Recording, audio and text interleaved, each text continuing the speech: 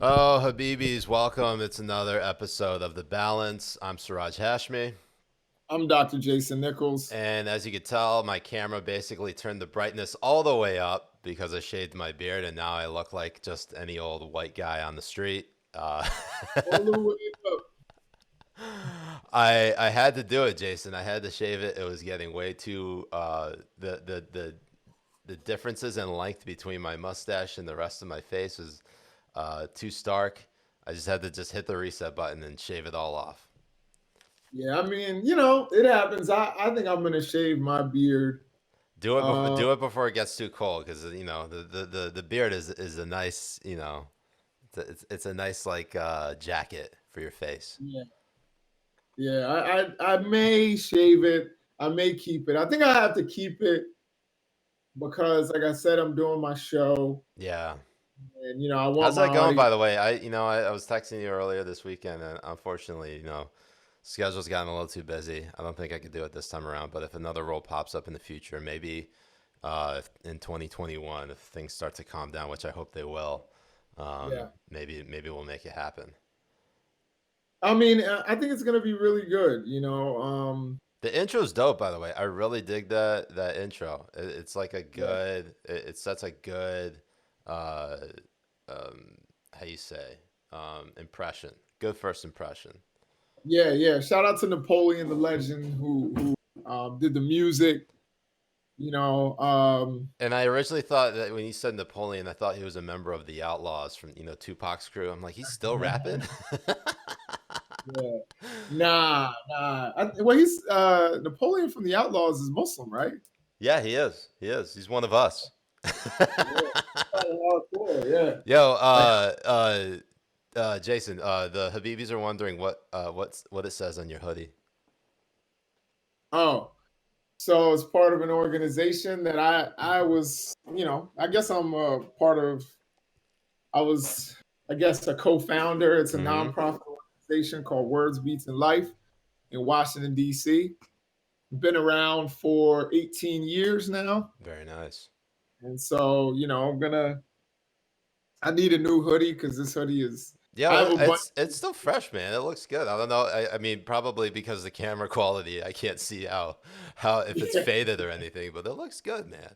I actually yeah, it reminds me of the Tribe Called Quest album, Beats Rhymes in Life. yeah, I think that was their maybe what their fourth album. Anyways, that I remember putting on rotation quite a bit freshman year of yeah. It was the college. fourth album. Yeah. But man, I've actually been on the big Tribe binge in the last 24 hours. Before that, it was Busta Rhymes because he came out with that new Extinction Level Event 2, The Wrath Yeah, of God. And I was listening to him. I was like, you know what? I haven't listened to Busta Rhymes' catalog in forever. And I just went through all of it. And I was like, you know what? There's a lot of heat out here. I forgot how like even on some of the bad albums, like on It Ain't Safe No More and and Anarchy. I didn't think they were bad altogether, but I thought they weren't his strongest. He's still got like production from Jay Dilla, at least on Anarchy. I'm like, this is the Jay Dilla like I know and love and I miss, and like thinking that the two collab. I forgot that the two collaborated while Dilla was still alive because he passed away in 2006 at the age of 32 from like a very rare uh, disease. And shout outs to Jay Dilla. He's probably one of my favorite producers now. Thinking back on like all of the music that I've been trying to make, a lot of it is inspired by Jay Dilla and Alchemist. Premiere, I think, was probably one of the original producers that sort of got me into thinking about production. But now that I've sort of like figured out what sounds like the best sonically, those two producers, Dilla and Alchemist, they definitely like take the cake. I know we're kind of getting to like weird stuff right here. It's very niche. It's very different from like what we usually talk about, which are like the news and politics. But I figure it's like a kind of a nice way to get into the week. I mean, it's Thanksgiving week. We are celebrating in a socially distanced way. I live with my in-laws, and my mother-in-law is a phenomenal cook, and so she's preparing quite a feast for us. Um, we did invite my parents, but unfortunately, they're too they're a little spooked, so they are actually going to be, I think, celebrating just the two of them in Ohio. But yeah, COVID's been kind of wrecking us a little bit. I think a couple of my No, family members got it, but beyond that, everyone is safe. No one has gotten like too ill, so it is what it is. well, I'll tell you this. So first, let me say, Extinction Level Event, the original, Oh, such a is flame album. one of the most underrated hip hop albums ever. I mean, it is that album is so dope. But I'll say this: I was on Fox 5 this morning, This morning? What time? 7:30. Oh, wow. Were you on with Jen? No, no. That's what I thought. Jen doesn't cover the early morning. Yeah, no. Jim's the evening guy. But so I was on, and it's kind of like their little panel show or whatever. They call Monday Morning Quarterback. Mm. And I was on with this guy. I don't know his name or who he is. Sounded like a really smart, articulate dude. And he was talking about how he wrote healthcare policy or whatever.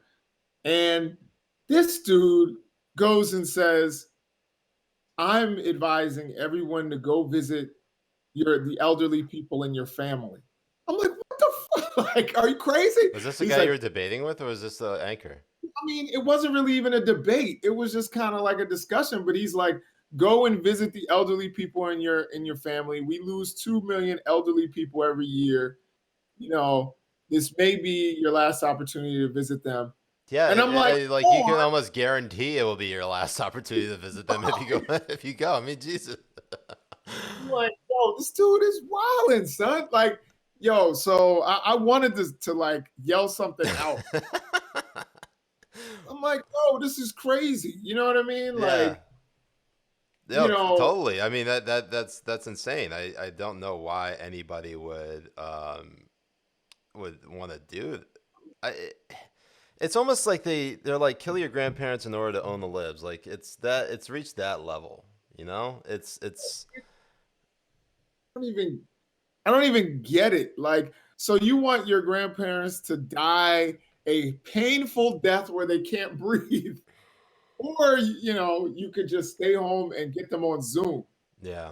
I mean, It, it all sucks. It's never, it's obviously not ideal for anyone, but I don't understand why some people are just trying to be too reckless about it. I did see, and I think Yashar was posting this on Twitter. By the way, shout out to Yashar. Today's his birthday. Happy birthday, Yashar! Uh, he's a very good. He's a good friend, good Habibi. Always been very supportive of the Habibi movement. And he was posting on Twitter of videos of friends getting together for like Friendsgiving. You know, people have Friendsgiving, which is like their Thanksgiving that they don't have with their family. And he was like, "What is the point of not visiting your family when you're just gonna go get together with your friends?" And I was like, I have a theory. Maybe they just hate their friends. They want to give them COVID. So I mean, you're not doing anything, are you? nah, nah. I'm just here with With your my wife and family. kids. There you go. I And mean, like it's they're giving out turkeys. I mean, honestly, I think in many ways, for people who do have families, it is a good thing for you to spend that quality time with your family. And I mean, like, it does suck for the people who can't visit their family and they're not married or they're not in a relationship. Um, that does suck. And I hope they're able to, if they do observe Thanksgiving and do partake in the Thanksgiving tradition.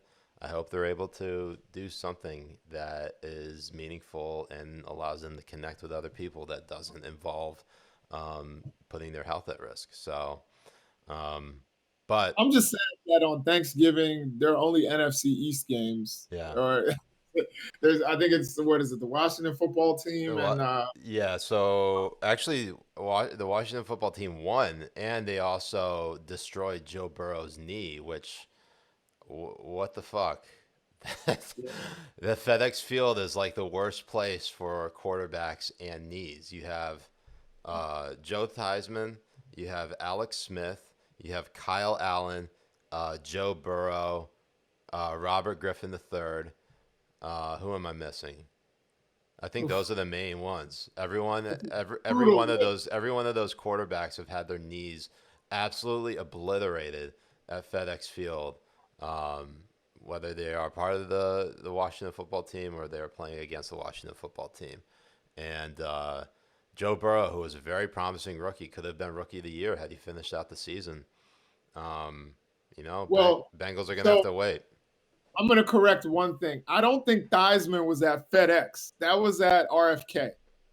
Oh, okay. All right. Yeah. There was Yeah, no because that FedEx. was yeah. Sorry. So in DC stadiums, in Washington Right, area stadiums. right, right. So yeah, none the wiser correct me on that. Sorry. Yeah, because FedEx is a shithole. RFK even more of a shithole. Um, I I mean, like I think the last time I went to FedEx Field was in 2011 to watch the Pats play. This was in the season. This was actually, I think, in the final season before Aaron Hernandez got arrested. Damn. So this is like 2011, 2012. And in 2012, that's when Hernandez got arrested.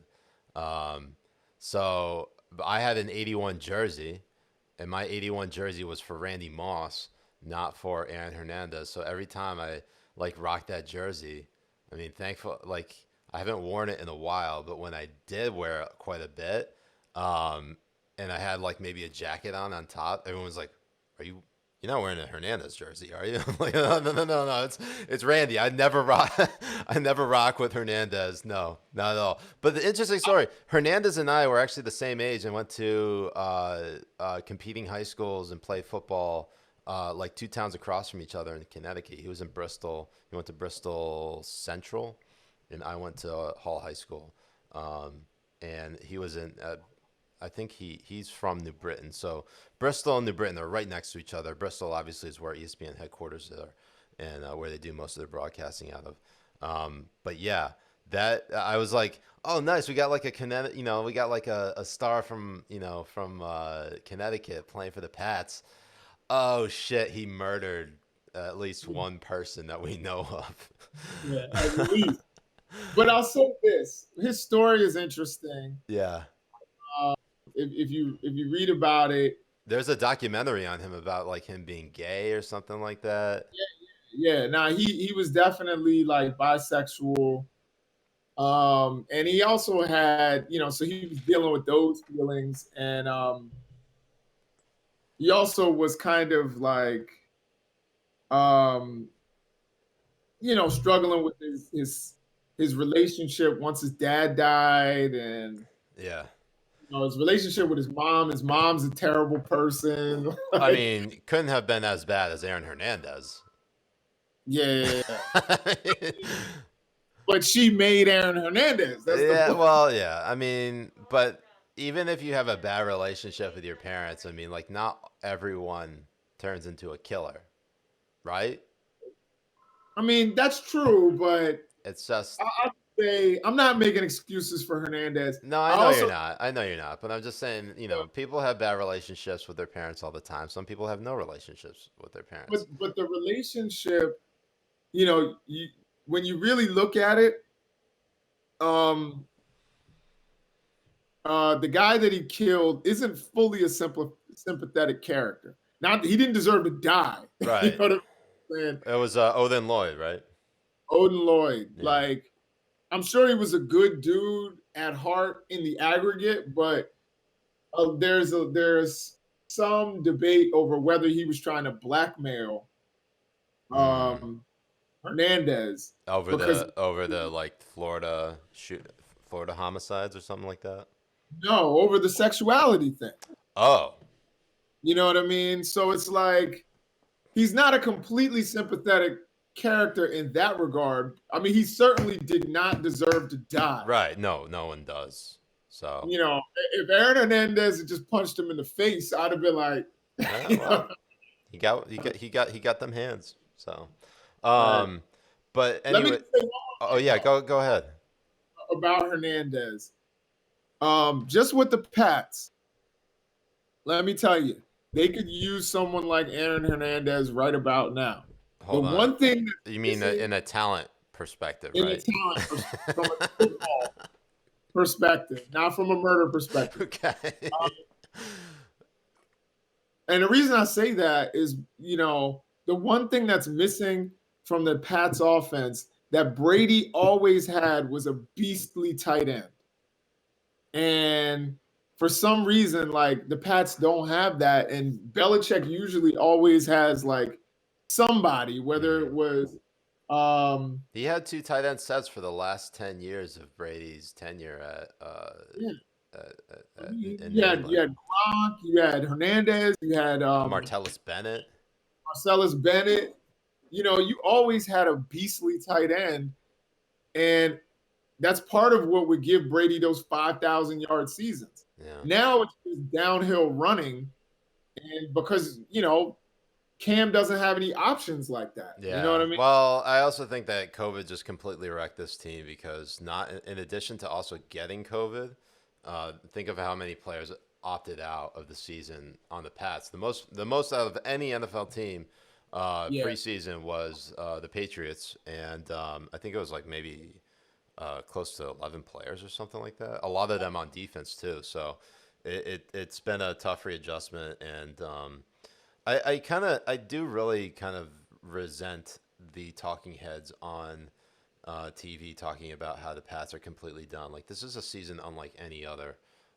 yeah, You're not gonna get the exact type of uh, production out of a team like this when you're really it's next man up, and there are certain players that if they had been on the field would have been complete game changers. yeah, And it's annoying, and I like to get into sports analysis every now and then. But actually, there's a pretty big weekend for the NBA as free agency opened up. I don't yeah. know. I don't know if you've been following that, but at least Ooh, from the big signings I saw, obviously the biggest one, just because I'm a Celtics fan, is Gordon Hayward going to the Charlotte Hornets, and good for him. I'm glad he's able to get the bag. He got like what $120 million for 4 years. I mean, for a guy with his bill of health, that's impressive. That dude has the best agent I have ever seen. Or Jordan? I saw the best comment I saw online was like, "Man, I knew Jordan had a gambling addiction, but damn." I mean, but Gordon Hayward could ball, man. Like that dude. I would roll the dice on Gordon Hayward. 1 second. Oh God, I was like, where is he going? Let's read some comments. Is this a sports podcast? No, no. This is not a sports podcast, but it's something different. We're gonna get into some politics, but it's Monday morning. You don't want to like boom right into it right away. Kind of want to ease into it. So we kind of like to talk about what we've been up to and what we've been following over. Um, but yeah, nonetheless, MJ's so bad at talent evaluation. It's crazy. Um, Boris Farage, shout outs to Boris Farage. Glad you could tune in. Shout out to him. He was having a rough year, but the man is making a comeback. Congrats to you and the wife, and on your job prospects. Thinking that basically the man has been off Twitter for a few months, but inshallah, we'll see you back. Um, Jackson Russo says, "No politics Monday. Let's make it a thing."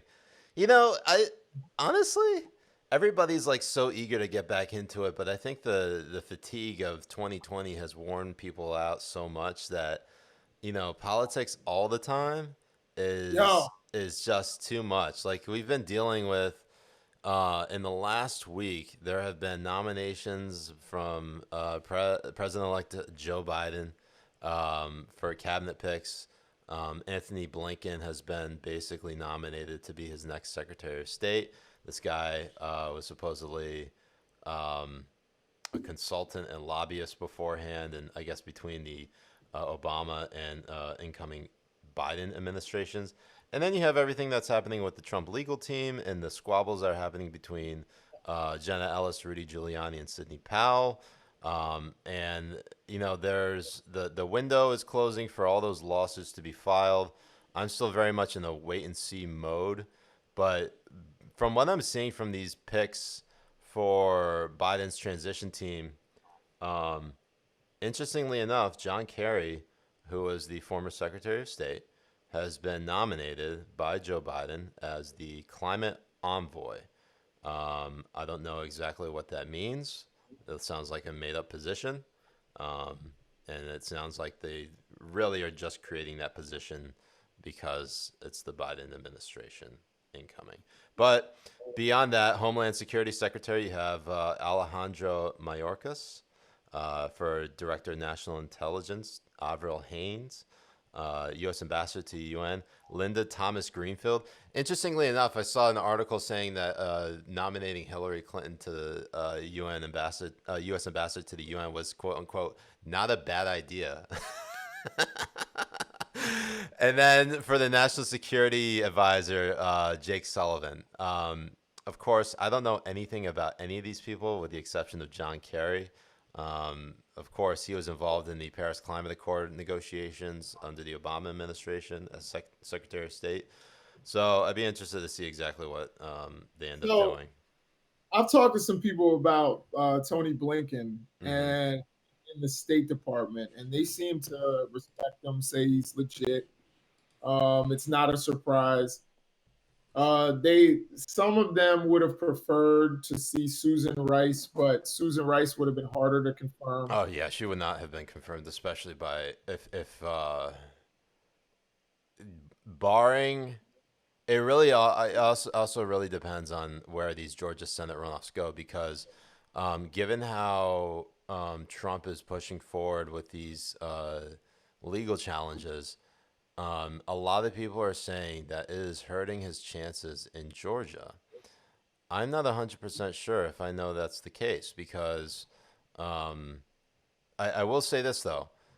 It does hurt him, and it does hurt Republicans in the sense that I've seen a number of Trump supporters say that they won't vote for Kelly Loeffler or David Perdue if they don't stand up for President Trump and demand sort of like more integrity in our election or demand that these legal challenges be pushed through or be more vocal on it at the very least. And I think the interesting about that is they by and large have just been kind of mum on it. And I think that in that respect, that is hurting the GOP probably more than Trump doing anything that he's doing right now.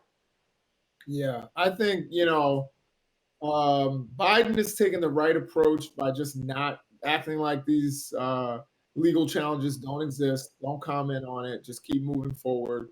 Let the lunatics. It's funny because I think it was Marjorie Green or whatever. Marjorie Taylor Greene, who blocked me, by the way. Yeah. R.I.P. Yeah. What could you have done? But Green, she called Reverend Warnock, a heretic, and I'm like, you're a lunatic. You know what I mean? But those are the people who are speaking out, saying there are all these irregularities in Georgia.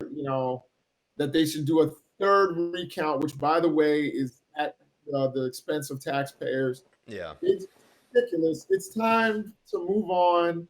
Take it, as in the words of Tupac, it's all over now. Take it like a man. And these people are incapable of doing that. And I think Kelly Loeffler is gonna act like a crazy person and say, "Oh, it was unfair," blah blah blah. She wants to get the Trump vote out, especially in a time when you have a special election, which generally, just don't pull a whole lot of people out. So if there's small turnout, that certainly helps Republicans. And if she can get that Trump disaffected voter to say, you know, I'm voting with her because that's a vote for President Trump, Yeah. that will certainly help her. And the Democrats, Reverend Warnock, Ossoff, they're going to struggle. And again, Purdue, who is saying he won't debate. You know what I mean? Yeah. Like I won't debate this guy because I lose. Well, yeah, no, it's way past debate time, anyways. I don't think there's any value in either candidate debating, because most Americans have, I mean, especially Georgians, most Georgians have made their choice already. Um, it just so happens to see, whether they get over that 50% threshold. I have a feeling that, maybe they might flip one of the seats, but I don't know. It's going to be pretty. I mean, what we got maybe about a month in a maybe a week or so, maybe a month in 10 days or something like that, 40 days before the Georgia Senate runoff. Um, it's gonna be weird. But I want to touch on this tweet from Rashida Tlaib, because she was talking about, um, uh, yeah, Danny Boy brings up a good point. I think if a seat flips, both of them flip. That's probably what would most likely be the case. That you Yeah, it's fair. you probably will see both of them flip if one of them does. Um, so Matt Duss, who was actually on Bernie Sanders's um, campaign, and he worked in the Senate office, um, basically was praising Tony Blinken as the choice for Secretary of State for Joe Biden. And I saw a quote I saw from None the Wiser, and I thought this too. I think everybody was making this joke. But he was saying, every time I hear his name, I think of Robin Hood Men in Tights. He's like, "Did you say Abe Lincoln?" No, I said, "Hey, Blinken, hold the reins, man." That's classic Chappelle role right there. Well, I think that movie came out in like '93 or something like that. Great Mel Brooks film. Of course, like if you watch it now as an adult, it's not obviously not as funny. Most Mel Brooks movies probably have not aged that well. I think Blazing Saddles is still one of his funniest, as well as History of the World Part One. But anyways, Matt Duss is saying that this is a good choice to get Tony Blinken the Sec State job.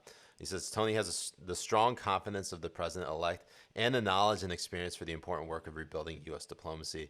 It will also be a new and great thing to have a top diplomat who is regularly engaged with progressive grassroots. To which Rashida Tlaib, Congresswoman from Michigan, says, "Just make sure he doesn't try to silence me and suppress my First Amendment right to speak out against Netanyahu's racist and inhumane policies." First of all, when has the Secretary of State ever suppressed anyone's freedom of speech and First Amendment rights, let alone a sitting Congresswoman, about anything? And I was trying to think of what the right thing and what was the right response to tweet to this. But the thing is, this is just such an inane response. I can't even think of what the correct response would be. It's just, it's first of all, if you view the Trump administration to be basically like Hitler, to be a fascist administration that is, stripping away the rights of Americans everywhere. She's still in Congress. She can still say whatever she wants, and yet somehow, because Tony Blinken, who is Jewish, by the way, is coming in as Secretary of State as under a Democratic administration, that all of a sudden she has to worry about her First Amendment rights being taken away, and criticizing Netanyahu and Israel. I just find that uh, like Jason, like, is my mind like? I feel like this is breaking my brain right now. Yeah. Uh, you know, I really think a lot of the charges of anti-Semitism recently, there are some legitimate charges of anti-Semitism that need to be addressed. And then there are some that try to like score political points by calling someone else an anti-Semite.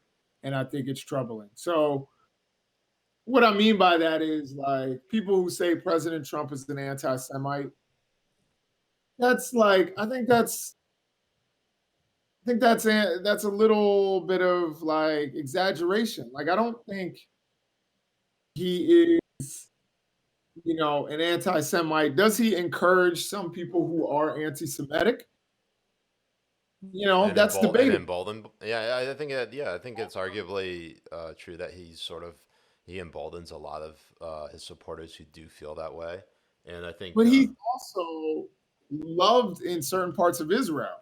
You know what I mean? Like, oh, Jews. It's for Republican Jews, they think he's the most pro-Israeli president they've ever had, and the fact that he moved the capital from Tel Aviv to Jerusalem and recognizing Jerusalem as the capital of Israel, um, they thought that was huge. I think there are a lot of even liberal Jews who recognize that that was a good move, and then you have him helping broker all these normalization agreements, the Abrahamic Accords with the UAE and Israel, Bahrain and Israel. If they get Saudi on board, I mean that's big. But I thought he was going to get that before the election. If he did, that might have been a huge game changer. But then again, like I I, don't think that was I going mean, to be a game changer, I honestly. don't think it would have been a huge game changer. Obviously, it wasn't as big of a game changer considering the fact that he's down from Biden in the current tally by 7 million votes. Um, but the idea that like his son-in-law is an Orthodox Jew, his Ivanka converted to Judaism. His grandkids are Jewish. I mean, it's kind of it's kind of puzzling to say that he's just straight up anti-Semitic. And you and I both know Trump loves people who love him. And when Exactly. people don't love him, he uses whatever he can against them, whether it be their immutable characteristics about them, and oftentimes delves into sort of those tropes that most people would say, whoa, whoa, whoa, whoa, that was racist. And that's kind of like where he sort of gets into. And I think, I think he's his own worst enemy by and large. And I mean, if you want to talk about him as a real estate agent and or not real estate agent, real estate tycoon, and his treatment of the Central Park Five, which you and I have talked about before. Like, yeah, totally, definitely delves into racism.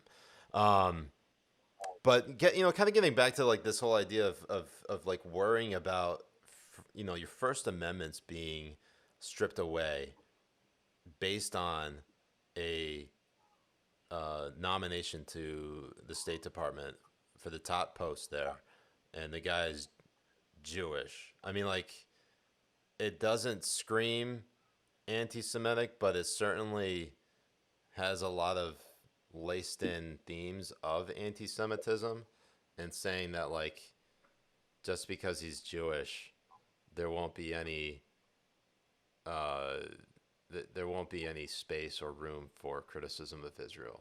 If you get what I'm saying.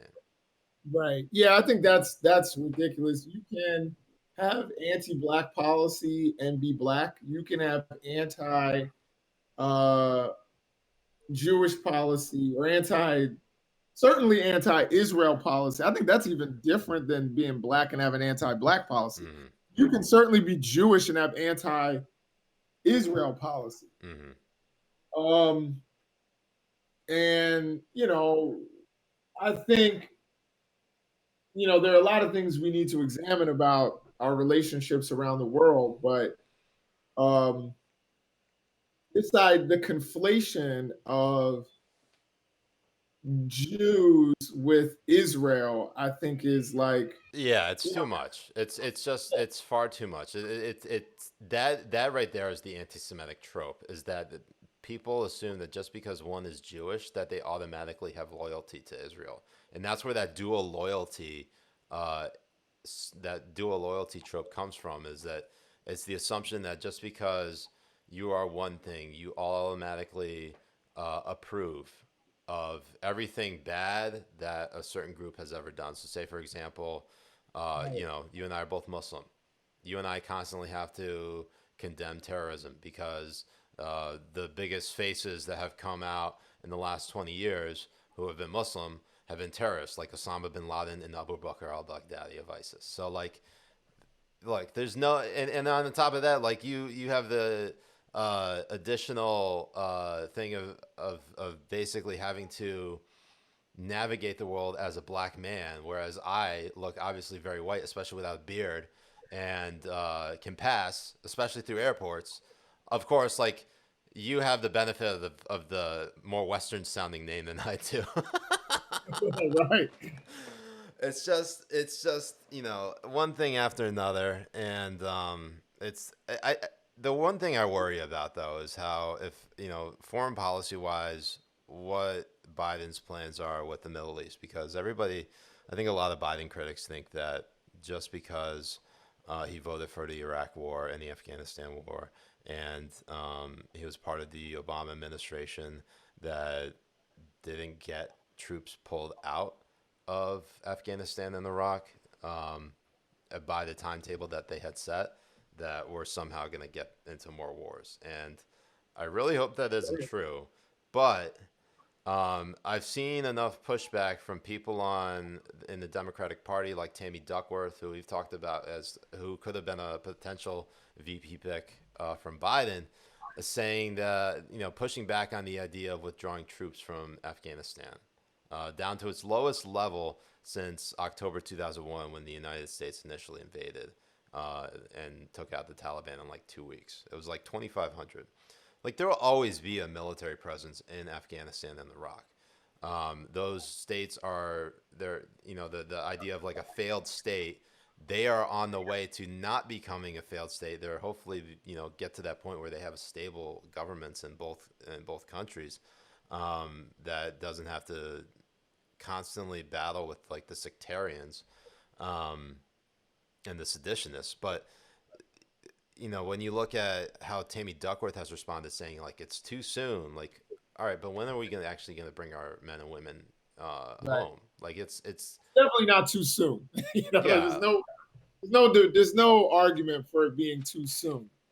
The only argument you can make is it are we doing it in a responsible way? Are we being responsible to the schools that we build and the young girls that are there and all the things that all the positive changes that have happened in that region?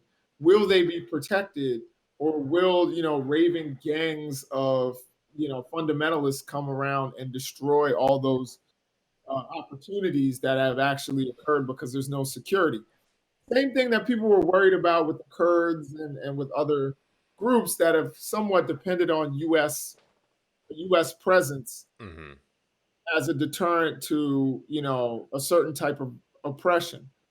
Um, and I can hear that argument, you know what I mean? But still, you know, one of the things that was so terrible about the Iraq War was the simple question, not just getting it started. That was bad enough, Mm-hmm. but what's the exit strategy? How, are we going to get in and get out? You know what I mean? Like, how are we going to do this so that you don't have an unstable Afghanistan and an unstable Iraq and Levant region with propped up dictators who turn on us eventually? Right. You know what I mean? How do we not get another Saddam Hussein? How do we not get another Taliban? How do we keep the influence of Iran out of certain areas? Like, these are things that should have been thought through by some of the brightest minds who understood the region. And it wasn't. It was just like, yo, we're going to go in and fight a war, and then everybody's going to be like, America, heck yeah. And this is what I was trying to say, a little bit in the Roca piece, and that Max and I have been going back and forth on, is that there's just like, this idea that we went to war because of 9/11, I think is wrong. There has to be another impetus for that war. Yeah. I don't know. I've heard a lot of different theories on it. I don't know. I don't subscribe to the simplistic, oh, we wanted oil. Like that, I don't think it was. I think Yeah, maybe that is too simplistic, especially since the United States in the last 20 years has become the world's leading net exporter of oil. Like I mean, like even Trump Which during his 2016 run, he talked about how like we didn't even get the oil in Iraq. Like we didn't really need it. Yeah, It sort of definitely. undercuts that argument that we were after Iraq for oil. But it's that kind of simplistic talk Right. that attracts people on Twitter.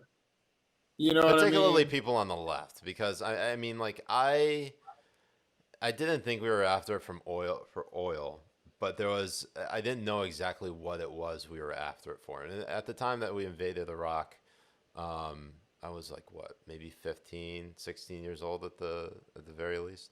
Um, and it was a weird time. I mean, I'm sure you remember it vividly. Like there was the intelligence assessments uh, that Saddam Hussein was stockpiling weapons of mass destruction, and that he wasn't letting UN investigators in, and that in order to sort of get him to comply, the United States had to invade, and so they, obviously engaged in this massive invasion that took out Saddam in 2 weeks. And I always remember this Chris Rock bit. Like it took 2 weeks to take over Iraq. Like he couldn't even take over Baltimore in 2 weeks.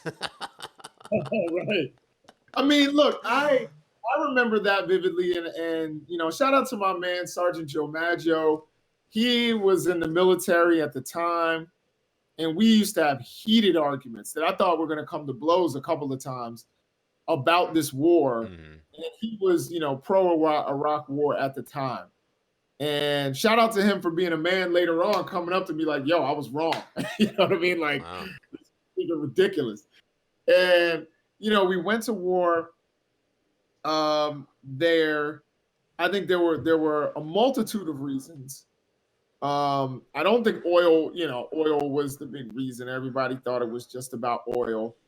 Um, but the thing is that I think it's more about I think it could have been like finishing the job. There were a whole lot of things that I think went into it. Control of that region, which is an important region strategically for the rest of the world.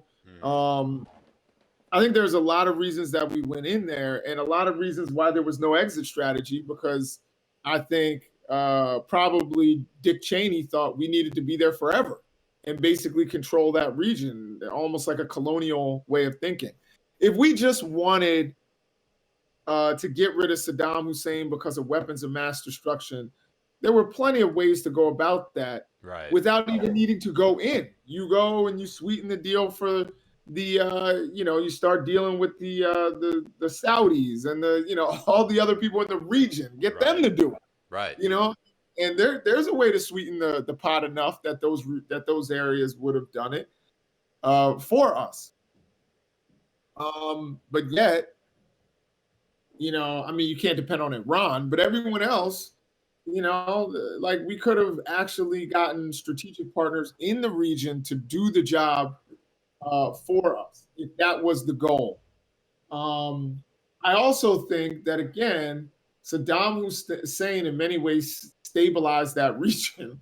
You Yeah. know what I mean? We shouldn't have taken him out. Yeah, Um, and that's the weird thing is that like despite the fact that he was a strongman, a dictator, and someone who you know oppressed his own people, um, that's the weird thing about like U.S. foreign policy is that um, America almost lets people and strongmen do that to their own people, but as soon as they start invading other countries, then it's like no, no, no, can't do that. So it's like pretty much every like say for example World War II, Hitler, Japan, the emperor, every time they started invading other countries, the US is like, nah, I can't have that, but you can hurt and kill your own people, that's fine. right, So um I actually think as you were talking about the your friend, your sergeant friend who was about the Iraq War. I don't remember that being that heated about a particular issue in politics, like the Iraq War. That was like really what got me engaged in politics was the sort of the discussion and the debate around the Iraq War. That was right. and everything. I look back on that and I reflect on it now, thinking, man, uh, everything we're fighting about now is just complete bullshit because it's it's it's not everyone.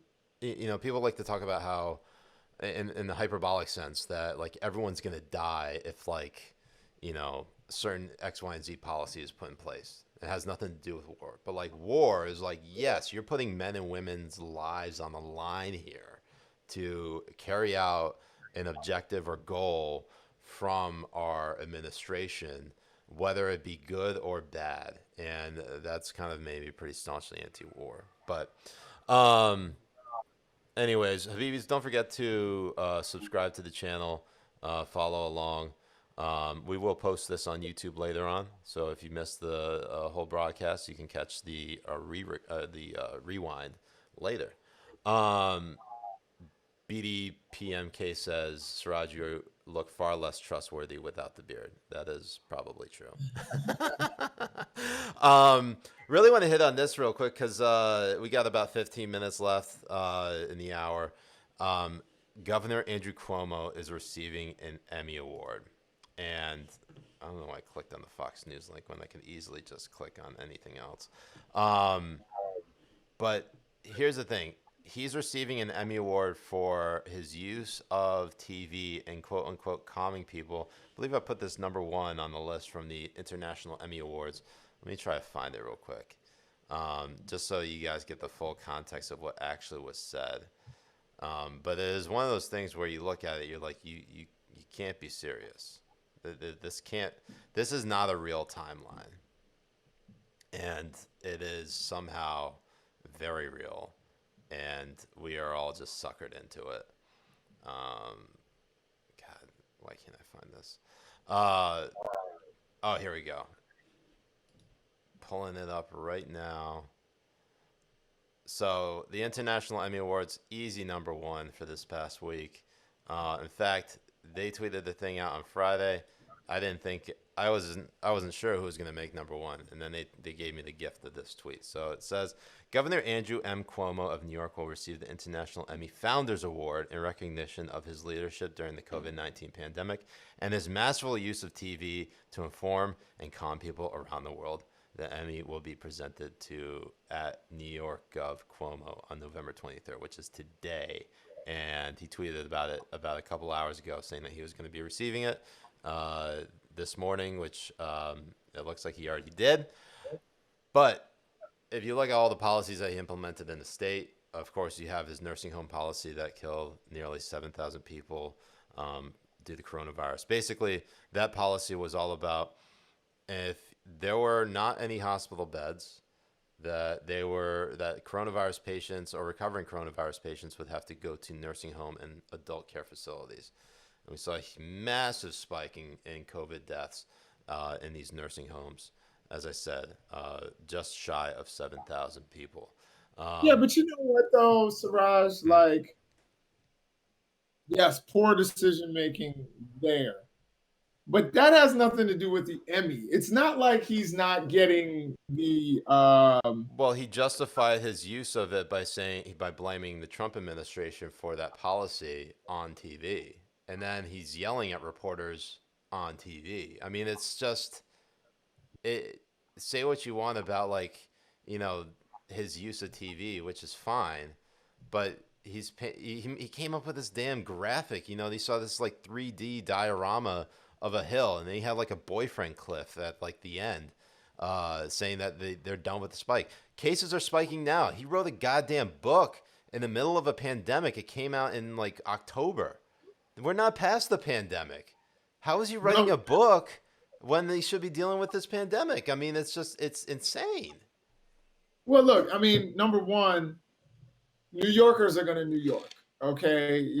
Shout out to all the Habibis from New York, but like, same thing as Rudy Giuliani, who, by the way, Cuomo is a lot less of a crazy lunatic moron than Giuliani. But he made some bad decisions, but his use of TV trying to keep people calm, keep people informed, And, they, again, I think he's done some really good things, some really bad things, like what he's doing right now with the schools and not communicating with the mayor, and the mayor also not communicating with the teachers unions is all bad. Yeah, no, and also doubting the use of a vaccine. Look, you can praise Cuomo for the good things he's done. Do I think it's Emmy worthy? Absolutely not. Emmy worthy. Emmy. That's not what the Emmy's about, though. That's what I'm saying. But The if he's Emmy's not, not if he's, about, but if they're, but you're criticizing him now for his lack of communication skills. This is specifically for communication. but not communication. I'm saying I didn't say he had bad communication skills on TV. I'm saying he had bad communication skills because he didn't pick up the phone and say, "What's going on in New York? What are we doing with the schools? What about this threshold? Have you talked to the teachers union?" There is a way to do that even on TV, and if he hasn't done it on TV, then I don't think that's really masterful use of using television to calm people and guide them through a pandemic. Like Yeah, I feel like, and I don't know. I feel like Cuomo has been better than Trump on communicating things about the pandemic, but at least with Trump, he has uh, the help of other people jumping in and speaking on things that Trump clearly has no knowledge about.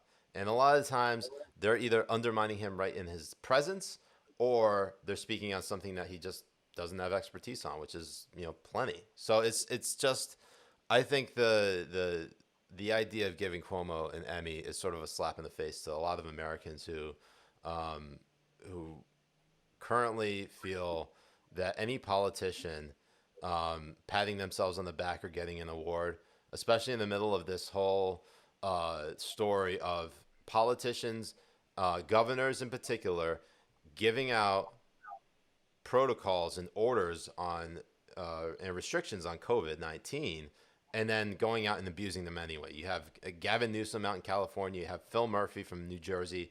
Um, you have what's his name, Yeah, Bill De Blasio. Gavin.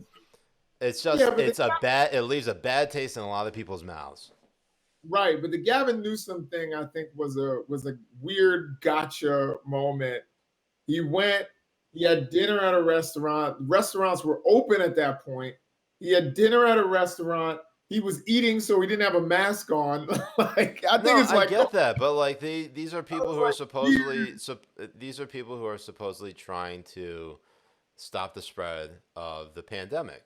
And if they are giving out orders and they aren't respecting those orders, even if at the time restaurants were open, um, it is. I mean, like, there's probably good reason why he didn't publicize it, and it's probably a reason why those photos leaked in the first place. I mean, Phil Murphy just over the weekend was approached by, uh, just some New Jerseyans over the weekend seeing him at the restaurant eating without a mask. Look, I don't eat with a mask on, but I'm not going to yeah, tell other people. yeah, I'm not going to tell other people how to live. That's the thing. It's like the and difference between restaurants need us, that. the difference between us, and the difference between us and these governors, mayors, and politicians. No, but bro, Mm, restaurants need the business. I they don't do really. need the business. I agree with you, but I'm not going to go out there and tell people not to go eat at restaurants.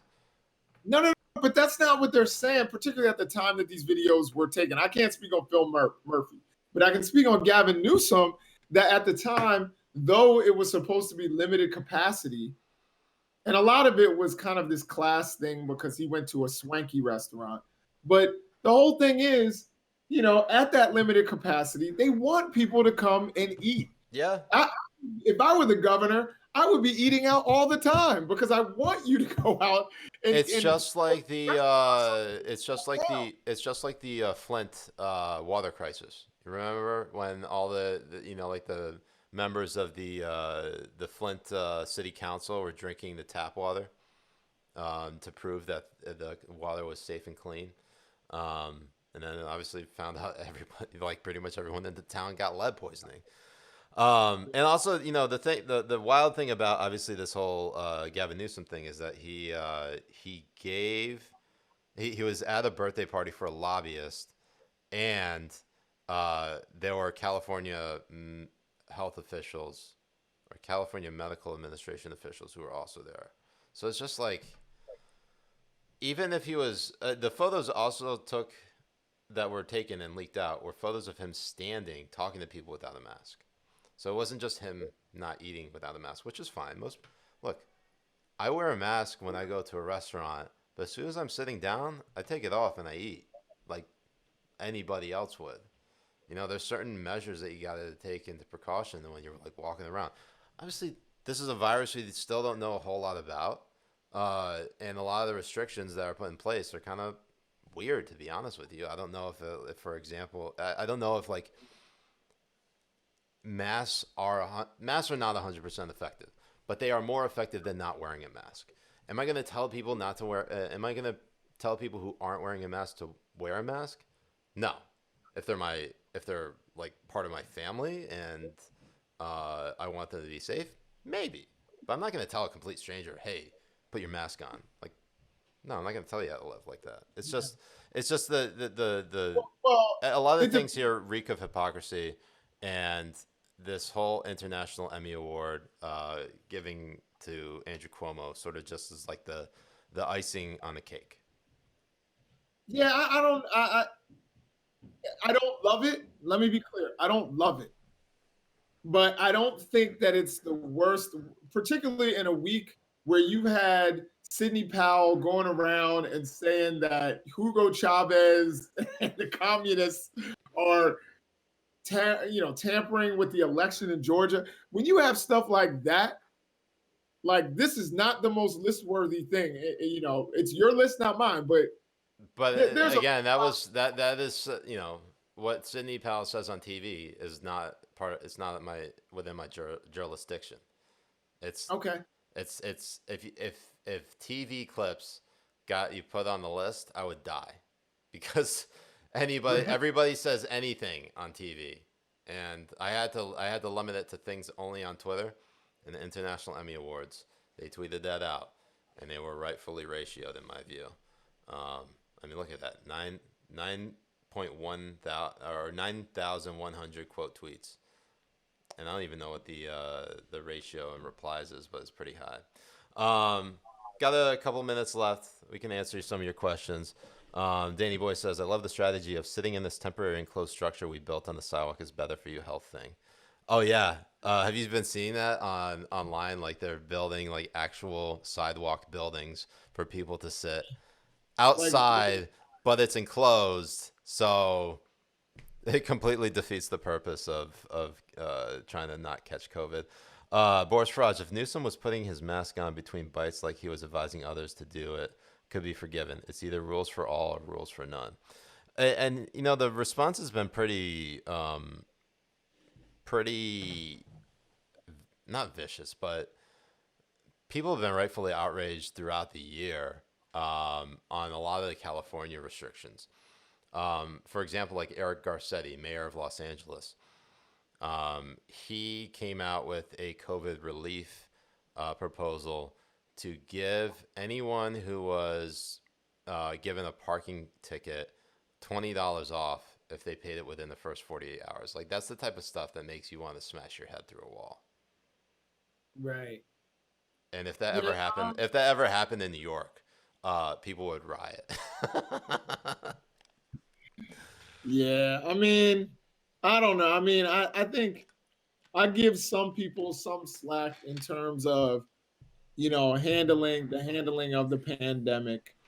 No, I mean Uh, like everyone has been doing it differently, and you got to do it based on what if the needs of if your you state have are.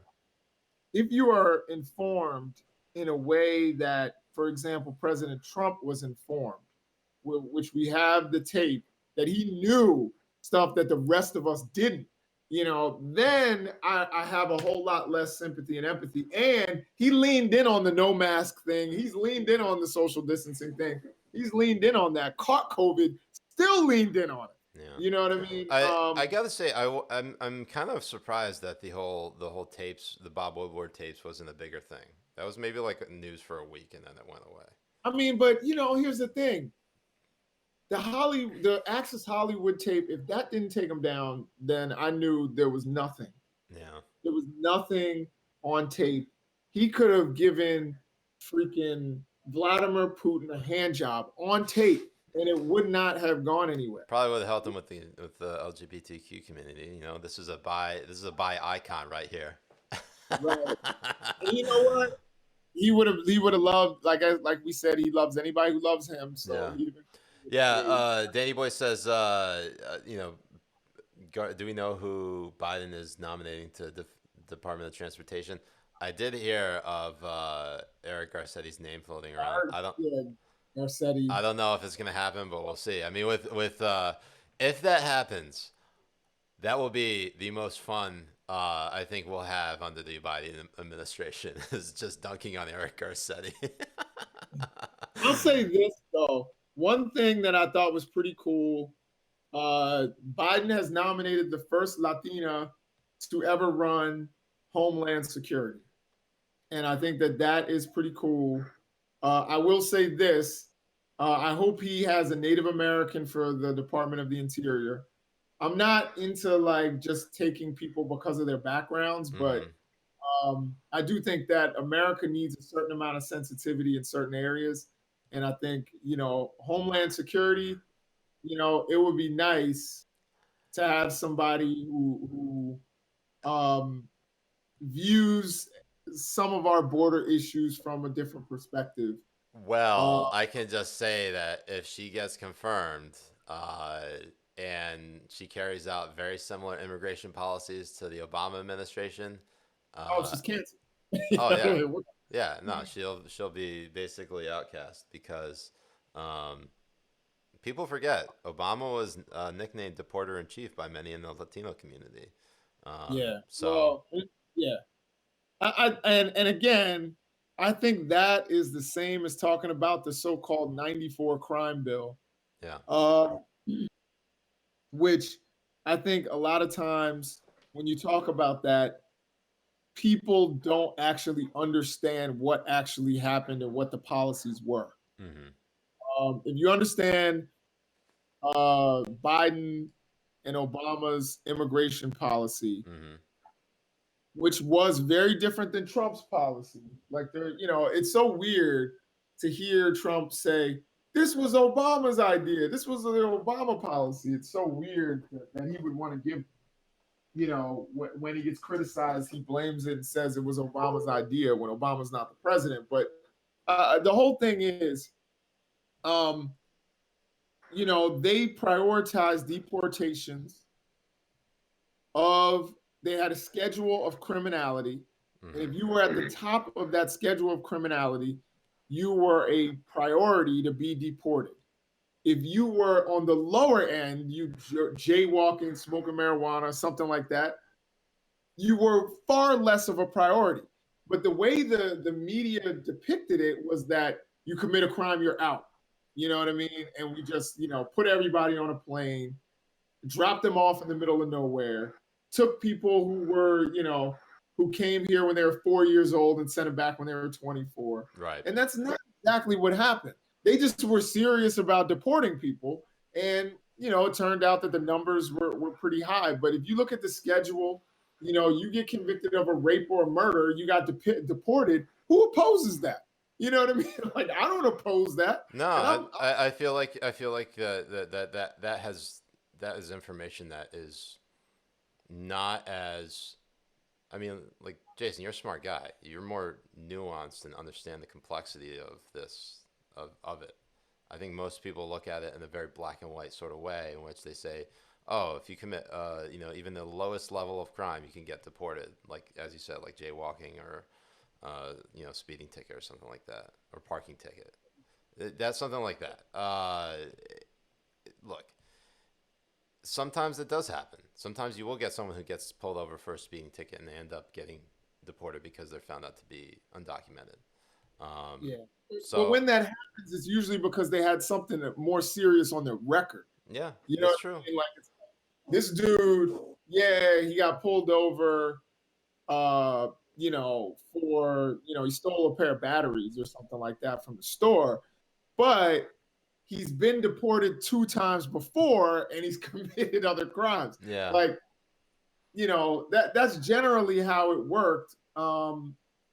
I'm not saying Obama had it all figured out, No, he didn't. But but I don't think so far, if you're looking at the level of border crossings happening in coming into the United States, first of all, um, I think President Trump, save for the child separation policy in 2018, did a lot of things in reforming the legal system to close a lot of the legal loopholes that allowed um, people coming into the country to abuse the immigration system. So, say for example, remain in Mexico policy, as well as there's one more policy I'm trying to remember. Oh, catch and release. He ended those too. Um, those for a lot of that became a huge deterrent for border crossings in the South. Of course, the most abuse of our immigration system comes from people who overstay their visas, and that's people coming from Asia and Europe and other places around the world, but mostly Asia. And that is something that I don't think has fully been addressed. But if Trump got a second term, and we'll see. Look, the election is by and large over. Trump still has like a 1% chance of somehow swinging this thing if he gets any of these legal challenges going through. But a lot has to happen. A lot of dominoes have to fall. They have to catch a lot of breaks. And given the way that things have been going so far, it's not looking likely. But we'll see what happens. And with that, I think we'll end it right there. If you are watching, make sure you follow. Make sure you subscribe to the Twitch channel. Catch us on YouTube as well. We're going to be posting this link later, and we also are on iTunes and Spotify. If you happen to catch the end of this and rather listen to it while driving or something like that. So for the balance, I'm Siraj Hashmi. Dr. Jason Nichols. And hope you all have a great Thanksgiving week. Turkey Day is only a couple days away, and just be safe out there, whether you're with family or by yourself. We are both thinking of you. So, Habibis, peace out. We'll see you guys next week. Peace out.